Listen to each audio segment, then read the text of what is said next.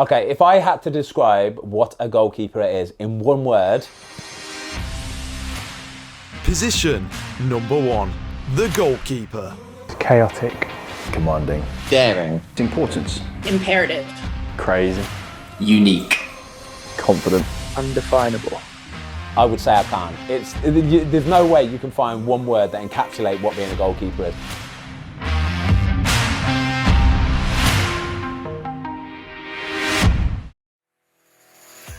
Welcome to Position Number 1, a documentary all about the goalkeeper. You will hear from goalkeepers all across the game of football, including goalkeeper coaches giving an insight into their experiences, tips and love for playing in the position. But first of all, is it really position number 1 being the most important position in football and not just the first name on the team sheet? It's hard to say whether the goalkeeper is the number 1 position in football because it's almost a completely different sport within a sport. For most teams, the goalkeeper is the most important position. So without a doubt, the goalkeeper is single-handedly the most important player on the pitch. The goalkeeper is an extremely important position for a club, for a manager to get right, because if you do, that can be the difference over an entire season between the club really succeeding and the club really struggling. I feel like the modern day goalkeeper, they're being put under more and more pressure, so they are being involved more. They're like essentially the first attackers, the last line of defence. You know, if a striker messes up, they've got 40 odd yards of pitch, maybe 20 odd players behind them to sort of help out. With a goalkeeper, you don't really have that luxury. If you are probably one of the best teams in the league, the likes of Liverpool or Man City, they're still probably going to have the best goalkeeper around because that's what they are and that's what they do. But I think they would miss their striker more on a Saturday afternoon than what they would miss their goalkeeper more on a Saturday afternoon. Whereas there's probably the best part of about 15 or 16 teams, just take the Premier League for example, that rely on their goalkeeper to make big saves at big moments. Very simply, the answer is yes, because you try going and playing a game of football without a goalkeeper. So the answer is yes. You can't play football without a goalkeeper. I think that the goalkeeper is an automatic captain and leadership position for your organization and communication. So hands down, all positions on the field, I'll be PC with this, are important, but I think the goalkeeper is the most important one, absolutely. I think they're as equally as important as a number 9, because if you've got a good goal scorer, you've always got a chance of winning games, and if you've got a good number 1 that can keep the ball out of the net, that also helps as well. So it's hard to say whether it is the number 1 position in comparison. Obviously I'm a little bit biased, so I probably think so, but it's definitely an extremely important position, that's for sure. Goalkeeper training and having a goalkeeper coach is vital for a goalkeeper's development and preparation for a game. So here is what a session looks like at Birmingham City Football Club, a notable place for great goalkeepers over the years, under current goalkeeper coach Andy Marshall. Let's go, come on, yeah, deal with it. Next one in, ready? So the session to start with for the first 40 minutes was about the team we're playing on Saturday, Bristol City, prepping on a Tuesday, getting the crossing in. Today's usually a tough session where we get our eye in, take some crosses, distribution usually at the start as well. Bristol City will play a lot of through balls, a lot of balls down the side, and a lot of pullbacks and a lot of chips to the back post. So to accommodate that, we've done the session accordingly. The session then finished at the second half of it after the senior players left for the 2 younger players, Archie and Zach, to work on the determination of keeping the ball out of the net. It's something that is going out of football, and it's something that is the most important thing about being a goalkeeper. As much as we like to do all the passing and playing out of football, and it's an important part of the modern day footballer, the most important part of it is simply keeping the ball out of the net. We have a bit of time just to work on things that you wouldn't normally get to work on if there was a game midweek. So today's session, it was quite intense. You should be saving that. You've got to drive across and you've got to keep that ball out. It's a lot of explosive dives, low, high, a lot of stuff like on the angle. We started off with some crossing as well, crossing into shots. So yeah, when it's Saturday to Saturday, you get a lot more time to get those more heavy loaded sessions in, which is good. So an easy strike. Maidenhead United's Deal with that as women's best you team can. is another Up, one of the many drop a little teams more, whose bit more players depth, bit of a high benefit drop. from goalkeeper training. So here is a different session to the one you have just seen Good, well done, yeah, on nice UEFA B qualified goalkeeper Good, coach good. Dees One more. Kerrison. So we did a little bit of the technical details, working on like taking high balls, dealing with some sort of generic crosses, a little bit of save return, and then we're using the pro deflect as well, just to get lots of shot stopping and lots of carnage. There are many things goalkeepers can do in different training sessions to improve different attributes. But what really is the most important attribute a goalkeeper must have? It's very hard to say one thing is the most important. Dedication and to work hard. It has to be. Desire to keep the ball out the net. It's got to be shot stopping. Mental toughness.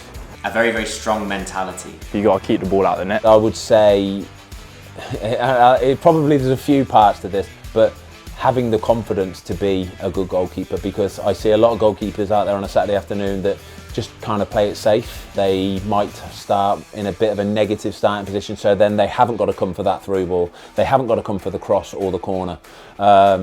And I love it when you see a goalkeeper with a big dominant starting position where you think, if that ball's anywhere near there, he's coming out for it. He's coming out for the catch, he's coming out for the cross, for the punch, whatever it is. Confidence for me can take sort of like, take a FIFA rating for example. It could take a 60 rated goalkeeper on FIFA, and he can get man of the match on a Saturday afternoon because of that confidence. The best goalies I've ever seen have had the most desire to keep the ball out of the net, because that can even lead onto your start positions, that can lead onto your kick in, your distribution, because if you have a desire to stop the ball going in the net, then that means you'll keep possession of the ball for your team and work hard to find solutions. It means you'll come for crosses, it means you'll sweep up, you'll organise, you'll talk, and that's something that you can't really train into someone, you know. That's something that you need to be able to have deep inside you. You can explain it to kids and you can explain it to goalkeepers, but if they don't truly have that desire, then I'd be very surprised if they get to the top level. And I can say this not just about the goalkeepers, but this, if you want to become a professional footballer, but goalkeepers are always slightly alienated, so you've got to have that strength of mind to be able to deal with that. And to be able to have that strength of mind, you've got to be able to work hard. They sort of go, excuse the pun, hand in glove effectively. If you don't work hard enough, you won't ever get that strength of mind. And if you don't have that strength of mind, you'll never work hard enough. So, you know, they're the two main things for me, is your work ethic and your determination to work hard. If you're not going to have that, let alone as a goalkeeper, as a footballer, you've got no chance. You know, keeping the ball out of the net. I know that you talk about, you know, goalkeeper distribution and things like that, but ultimately we're here and there to keep the ball out of the net and keep the score line down or keep a clean sheet. So that's probably the most important for me. You've got to be brave, you've got to accept that you're going to make mistakes, and it's how you react. I think the important thing is that you don't fall off the edge of the cliff when you make a mistake, and the goalkeeper in terms of the mental toughness has never really changed from when I started at 10 or 11 to now having maybe finished playing at 37, was that the mental toughness is there. It can be a lonely position at times, that when you make a mistake you're on your own.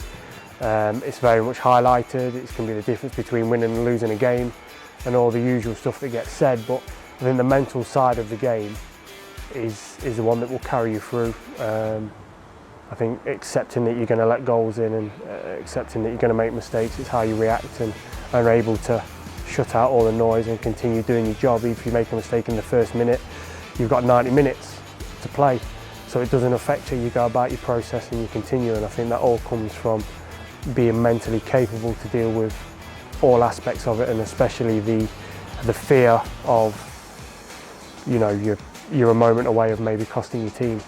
Mental resilience. You need to be at peace with the fact that if you make a mistake, it's going to be a goal, probably. You need to be at peace with the fact that you are never going to be the centre of attention like a striker.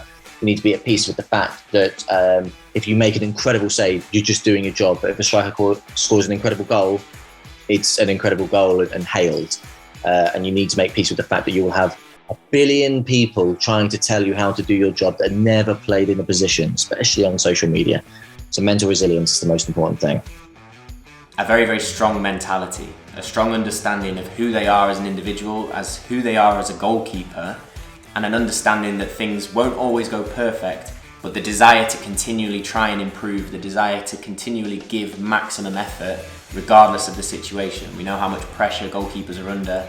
If you can handle that pressure, if you can have a strong mentality towards the challenges and the opportunities within football, you will definitely go a long way into becoming a great goalkeeper. If you struggle with the mentality, if you struggle to convince yourself to continue to perform and to chase that improvement, then I find it quite difficult for people to stand out as a goalkeeper, because it is one of the most mentally challenging positions on the pitch. No matter who they are, every goalkeeper will make a mistake in their career at some point, often looking like a clown or a villain when it happens, due to costing their team a goal being the very last line of defence. But what really goes through a goalkeeper's mind when they make one, and how do they bounce back to ensure that it does not impact them going forward? When I was an academy player, I got beat from kick-off straight into the goal. I wasn't ready for the kick-off, and he's literally just chipped me from halfway line back when I was about 16, and I know I'll never forget that, and every kick-off since then it's been in my mind, and that's probably the biggest mistake that I've made. That's probably impacted my career. I had one in the playoffs for Derby, one that slipped under you a bit like De Gea did a few years ago in the Nou Camp with a messy shot. It just doesn't bounce how you think it's going to bounce, goes underneath your body. The one at Wigan, obviously, for the Blues fans, they'll like that one. I would say when I was at uni, because it was sort of my debut for this team that I was playing for, I spilt a cross and there was a tap in that went in, and we ended up losing 2-1, I think, and it was my debut. Thankfully, that was an inter-uni sort of competition, and it wasn't as if it was playing for the university itself. And although it was the sort of knockout phase and I messed up, it didn't play on my mind too much, although in the social afterwards they made sure I knew I made a mistake. I was very lucky that early on in my career, from about the age of 21 or 22, that I had access to a psychologist, and they were able to explain to me why, when bad things happen, why I get this feeling of sort of nervousness and what I should do with it, how I can get rid of it, basically. So he's used to explain it to me like it was a computer hard drive. Like, this information had just been downloaded, but where do you put it? Do you store it on a file? What do you do with it? He says the negative stuff, the best thing to do is to put it in the bin. If you can get it down into that recycling bin, get it out of the system again, boom, you can just carry on as normal. And that is something that always stuck with me massively.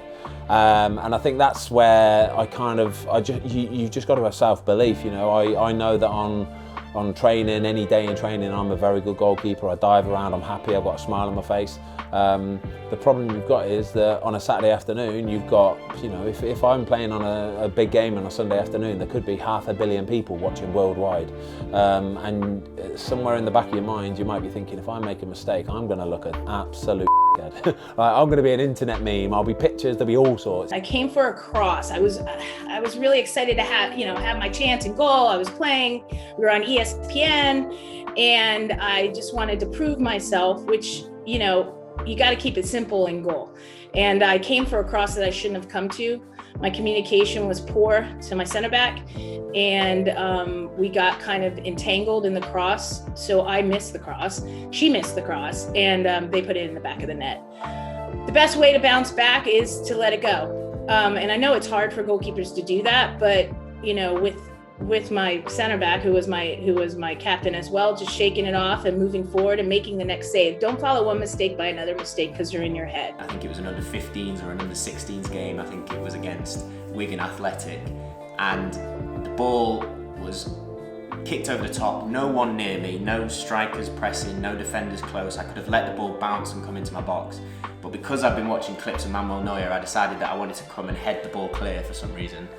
And instead of heading the ball clear, I managed to head the ball up and backwards, so that when I landed from that flying header, I had to turn round, full sprint, and race the striker back towards the goal where the ball was heading. Somehow it didn't go in, it managed to hit the post and go wide, but it taught me a very, very important lesson, which is to play each action of the game one at a time, how it is meant to be played in that moment. You can't control a match, you can't go out and chase results from a game. So for example, I can't go out and decide that I want to head the ball like Manuel Neuer if the game doesn't require that from me.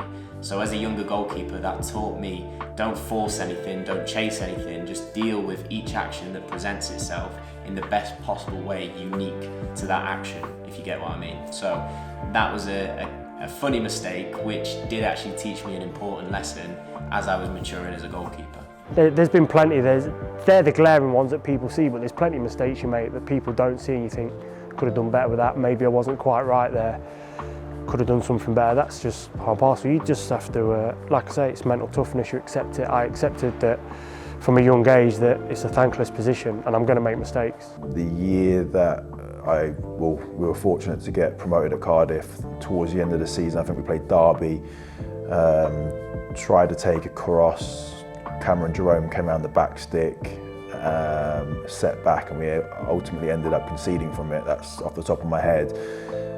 Luckily, it didn't affect the season. We got promoted that year. But as a goalkeeper, you're always going to make mistakes, and it's how you bounce back from it. I kind of frame it in a way that it's not seen as a mistake, it's more of a learning opportunity. You know, mistakes are going to happen, that's part of the game. Like I said, if a striker makes a mistake, they've got a lot of cover behind them. We don't have that. I think over the course of the season, a lot of the time, the goalkeepers probably save us more times than not. So one mistake every now and then isn't exactly the end of the world. I played a game against Southend for Charlton where I let the ball through my hands. It was a low dipper swerving ball and I should have dealt with it, and I didn't get my body behind the ball properly. It was a lazy save, unintentional, but obviously of these lapses in concentration, and the ball went in, and we was 1-0 down, we was top of the league, so it was obviously a tough, not ideal, and then went into half-time, the manager went mental at a few of us because it was a bad goal to concede all round, but especially it was my fault ultimately. Well, it was definitely my fault. And then I remember speaking to the goalie coach and he said, look, it's gone now. He said, what you need to do is just show the reaction so that hasn't phased you and do well second half. And we went out second half and made a few good saves, and the team did really well. We won 2-1, turned it around. A good goalkeeping performance can sometimes go under the radar due to what happens at the other end of the pitch. But what really is a good goalkeeping performance? For instance, Blues, last minute penalty save at QPR, penalty saves for Forest in last moments, playoff performances, little things like that, little saves at times where you perhaps not expected to save it and you perhaps just turn the game on the head. They're more the moments that I look back at and I'm proud of, rather than having a real outstanding performance, because the pressure was always on myself, was that, yeah, that's how I should perform, that's what I'm being paid for. That's the level of expectation I have of myself. It's them little moments when you even look back and think, oh, how did I save that? You realise that the hard work you put into on the training ground of continually trying to get better pay tuition. I'd just come from abroad, I'd just joined the team, and I played in a match where we were playing against the league leaders at home. We ended up winning, I think it was 2-0. I kept a clean sheet, I managed to save a pretty decent 1v1. I got an assist with a side volley over the top, which was pretty cool. And it gave us 3 points and another clean sheet, which eventually we put together a run where I think we kept 8 clean sheets in 11 games. We went on, we won the league, we got promotion, and it was a very, very intense, almost kind of just 3 months of trying to win that league when we were probably a smaller team that wasn't going to go on and win it. It's got to be my debut for Birmingham, I think. Yeah, just going into that game, obviously first game of the season against Brentford, they were favourites to go up. I had quite a bit to do in that game, and obviously kept a clean sheet, which was the main thing, and yeah, that's definitely the best performance of my career so far. One of them stands out was probably one of my last professional games I played for New York against Atlanta, and I was up against probably one of my arch rivals in a forward, Charmaine Hooper, who's an iconic player for Canada. And we were battling it out the whole game. I was making a lot of saves, and then she had a PK on me. And I saved her PK. And it was a good PK. She slotted it far left, and I was all over it. Probably Gemma's debut, at the moment anyway. She was, 16, year 11, coming into women's football after not ever playing at this level before. She's come in and smashed it. I think she's kept a fair few clean sheets, including one against Bournemouth. So I think seeing her develop as a young goalkeeper has been absolutely massive. Probably the game that stands out, we played Bournemouth away for Newcastle, and I just got in the team and did well. And so we won 1-0, made loads of saves and come loads of crosses and stuff. And it sort of set me up in a good stead to go on to have a good season. I think I got to play a year at the end of the season and stuff. And yeah, and it was just one of them games where it was just everything happened all at once, and it sort of like gave me the opportunity to show what I could do. In secondary school, because I'm still in touch with those boys, I played in a cup match. I came on in the second half because there was another goalkeeper in goal for the first half. Came on in the second half. The match finished 4-4 and went to a penalty shootout. And I saved 3 out of 5 penalties with a broken finger as well, because I broke my finger during the match itself. I'm very good at preparing for every game exactly the same way. I don't care whether it's a World Cup final or if it's Burnley on Saturday away. I will prepare exactly the same way. I won't get too excited for it. I won't get too exactly the same preparation all the time. And I find the best preparation for me personally is to not really think about it. I don't think about who we're playing in the coming weeks. I literally take each game as it comes, and I know that sounds really cliche, but I do. I couldn't tell you who we've got after Burnley on Saturday because I don't care. Because all I know is I've got a game on Saturday and there's 11 people on that team that are going to try and put the ball past me. That's as simple as it is. If you break it down to its simplest form, there's 11 people on that team. Every single one of them people will try and put the ball past me if they can. When it comes to penalties, with the expectation heavily on the penalty taker to score, this is where the goalkeeper thrives off the opportunity to potentially become the hero.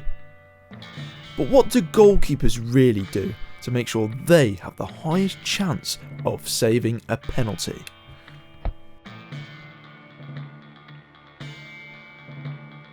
The importance is massive. If the game is hanging on a knife edge and it's a really important part, and you get a penalty given against you, saving that penalty can be quite literally the difference from going 1-0 up, 1-0 down, or keeping it back at 0-0. But it actually goes a lot deeper than that as well. It's harder when you're younger because you play against people you don't really know, so it's hard to study and know what you do. But obviously in the professional game, you get, especially in the last sort of 8 to 10 years, the amount of video footage you get, the amount of preparation that goes in that's just handed to you on a plate. Look, there's all the penalty takers who have taken penalty in the last 5 years. There's 30 penalties of this one person.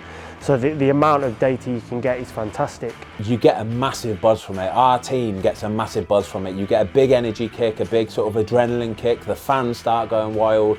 And on the other team, the fans, the players, drop of confidence. The player that's just missed the penalty, his confidence is going to be dropping, his head might be dropping. I used to have like a little book that I might still have somewhere in the loft stored away, that I always used to watch the goals on a Saturday night or a Sunday morning, and if someone was a regular penalty taker for an opposition, I'd always note where he took it, if he had a pattern. And for what it's worth, I remember speaking to Jordan Rhodes, and I always had this idea before we had all the analysts that in the first half he'd always go to a goalkeeper's left, and in the second half he'd always go to the goalkeeper's right, and I was convinced that was his pattern. I had it all in my book. Then I lucky enough, I trained with him a little bit last year at Sheffield Wednesday, and I said to him, and he went, no, so my theory that I gathered over 2 or 3 years of watching Jordan Rhodes meant nothing, but that was just something that I picked up. And you have your little black book over the years, but I think you just go with your instinct. I think you watch the player, watch how he passes a ball in a game, if he has a favourite way of striking a ball, if he hits the ball with his laces or his side foot, they're the little things I look for. But I always think pressure penalties, they will always whip across you. A few months ago, I saved Aubameyang's penalty, and the only reason why I went to my right, because we looked at all his recent penalties, and the majority he actually put to the goalkeeper's left. But I picked up a little bit of a tell, me and the goalie coach and the other goalkeepers, we noticed that when he ran up to the ball a little bit more aggressively, more often than not, he put his laces through it. And when you put your laces through it, you normally hit it, if you're right-footed, to your left. That's where you would hit it, because you can get the most power that way. So as he's running up, I'm thinking, oh, he's going a bit fast here, I might just go to my right. Boom, went to the right, thankfully made the penalty save. brilliant as that. But I think for the young goalkeepers out there, just try and pick up a few little towels. Do you know what I mean? They might look in a certain corner or something like that. I tend to think that if you go on instinct and you go on your beliefs, and if you really truly believe you're going to save it, it's a really silly thing. Listen, you still might, but you've got to believe in that moment. You've got to look at that player and think, I know where you're going, I'm going to save it. You've got to convince him already that you already know where he's going to go, and you've got to put that doubt in his mind that he thinks, oh, he knows where I'm going. And whenever I've been in penalty shootouts, I remember being pretty good at them because I enjoyed them, and I knew that I had nothing to lose and everything to gain. Ones that stand out for me will be my Premier League debut, which I saved one against Wilson in the first game against Bournemouth, and then the second game I think we played Newcastle and saved another one against Kennedy, so 2 games on the bounce, which was nice. We obviously do our research on players, so it's easier for us to kind of do it rather than the youngers, because you don't have any sort of analysis on the opposition, but yeah, we do our homework, let's put it that way. I think it just comes down to reading the striker's body language. I think if they're trying to sell you one way too much, they might try and look to go the other way. But I think looking at their body language, where they're looking in the last moments before they kick it, that's probably going to give you, the best indicator of where they're going to go. It's just educated guesses, really. It's one thing in maybe a one-off PK, it's another thing in a shootout, because the mentality of the goalkeeper needs to be sound and focused, and trust your instincts. Look at the player that's walking up, trust your reaction time, trust your setting process and explosiveness, and stick to it that way. And that is hands down the way I see it. So as goalkeepers, we all very much enjoy penalties because it is the opportunity for us to be the hero in a situation where not many people think that we can do it. It's not expected for us to make a save. So I think I speak for a lot of goalkeepers in saying that we enjoy that situation and the chance to help the team. If you're on the back foot and they get a pen, the crowd's thinking, oh, they're about to score, and if you can make that save, it flips the game on its head completely. In terms of like the techniques and how you go about it, I think it's a lot of watching footage of the penalty takers, seeing what favourite side they go on, and ultimately taking that in, thinking he'll probably go this way, but watching body shapes, watching how they run up to the ball, taking all this on board, and then making a split-second decision to go either left or right. Hello everybody, I'm Ben Foster, the Cyclone GK. Social media can often be a negative place for high-profile goalkeepers after making a mistake. So how can they deal with the negativity, but also make different platforms more of a positive place for goalkeepers? Twitter is a completely different social media to all the other stuff. Cycling GK lives on YouTube, and for me, YouTube isn't social media, it is a community. It really is it's a lovely group of people that go there, and they really appreciate you bringing them content to watch and sort of while some time away. Twitter, on the other hand, for me personally, my experience is it is a cesspit, a pool of absolute negativity and waste, honestly. It is some of the stuff that you see on there. It's like people have just got these really frustrating lives and they need a place to go and vent it. Positives, I think, like with this, it's really good for networking, so you can bounce ideas off of other goalkeepers, goalkeeper coaches. Negatives, there's a lot of outfield players on social media and they'll just happily hammer goalkeepers all day long. No one quite understands it completely, and there are definitely going to be some negatives to it. The thing that I've found is if you are honest and authentic and open, people can relate to you and people understand what you're trying to do. I think when people try and make themselves out to be something that they're not, or try and kid people on, that's normally when you create the opportunity for negativity. It's another level to a sport. I mean, it's one thing playing in front of 70,000 people and having all of these people right there, but it's another thing then having to go home and not being able to escape it because it's on your social media, and it's something that some of the icons and legends of the game never had to put up with and contend with, and it's just another thing on top, pressure-wise, on top of what the position is. The Goalkeeper Glove, a unique piece of equipment exclusive for goalkeepers to wear. But why is it important that goalkeepers have the right glove on their hands whilst playing? If I'm the father of a young goalie that wants a pair of £200 gloves, my advice to that young goalie would be, you're crazy. Your dad goes out and works really hard. He earns whatever money he earns to provide for the family. Don't be spending £200 on a pair of gloves. It's absolutely crazy, because you're going to ruin them the same way you're going to ruin a £20, £30 pair of gloves. So yes, have a decent pair, but not these crazy ones at the top end. If you've got a pair of gloves on your hands that you are not fully happy with, yeah, it could be too big, too small, poor quality, you might have a rip, the latex doesn't quite feel what it used to be, the sponge is thicker or thinner than what you used it to be, you can talk yourself into an early grave, honestly. It is ridiculous how much you will tell yourself, well, they're not what I'm used to, so if the ball comes at me at pace, I won't be able to catch it, therefore it's going to go in the back of the net and I'm going to look like a I feel like the good glove for me is probably one that you don't know that you're wearing. You know, a bad glove, you end up playing with the straps all the time, it doesn't feel right. I feel like a good glove's almost like a second skin, you don't notice it there. Goalkeeper gloves are obviously extremely important for goalkeepers. They're probably our main tool in our toolbox, so we have to have goalkeeper gloves that we trust, we have to have goalkeeper gloves that we enjoy wearing.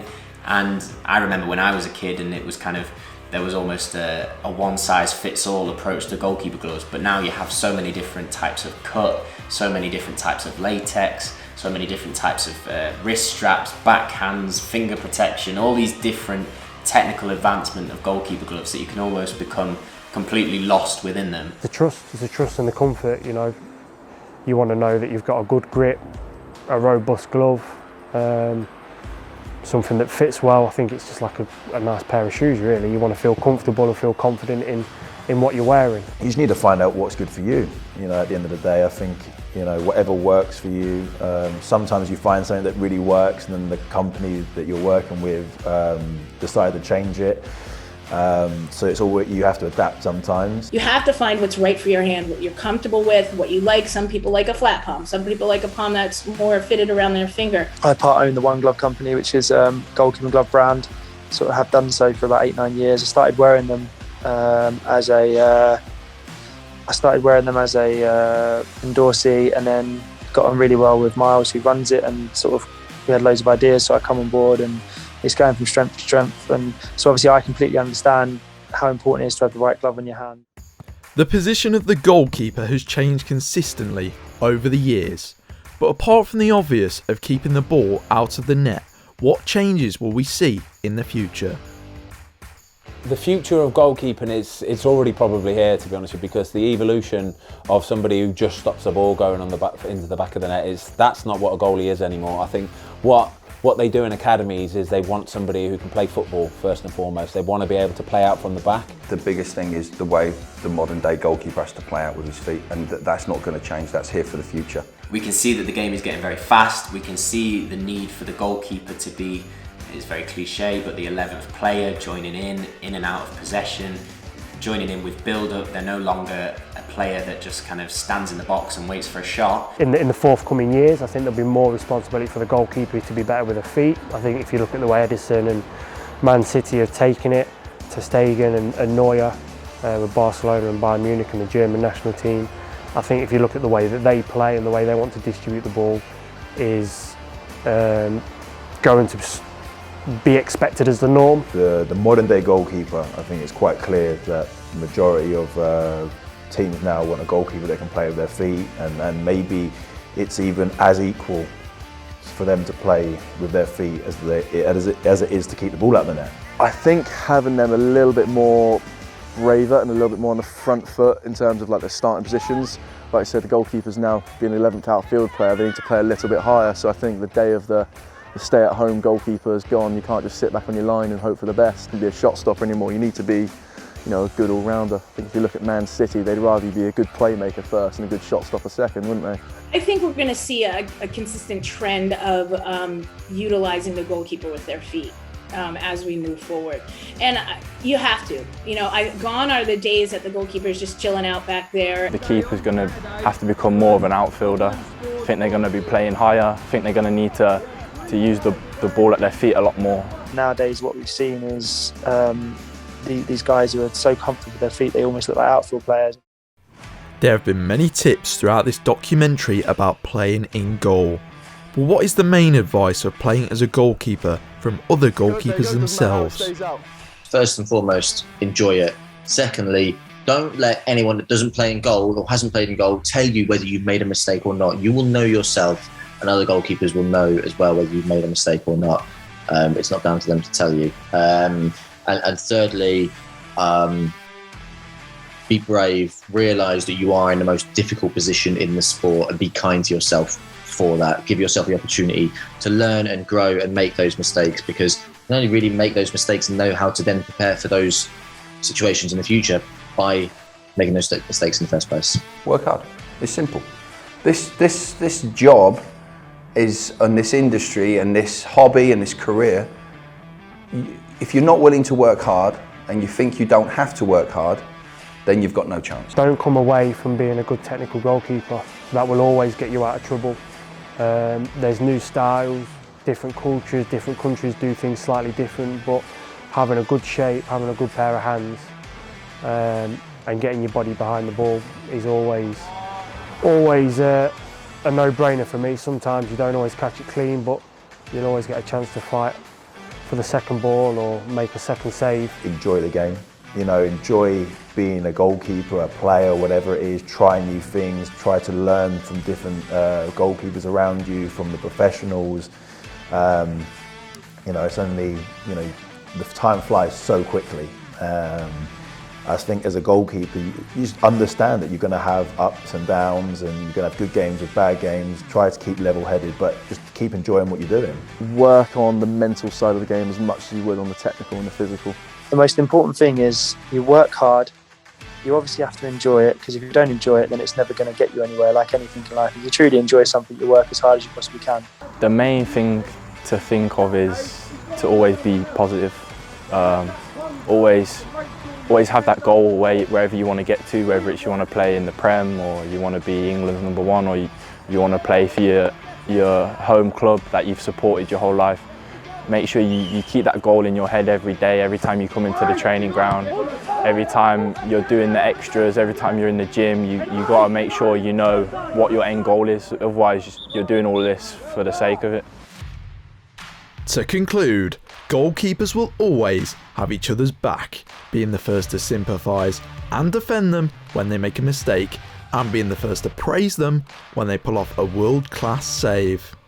Game recognising game is the whole reasoning behind the so-called Goalkeepers Union. So the very last thing to say is... Up the GK Union. Up the GK Union. Up the GK Union. Up the GK Union. Up the GK Union. Up the GK Union. Up the GK Union. Up the GK Union. Up the GK Union! Up the GK Union!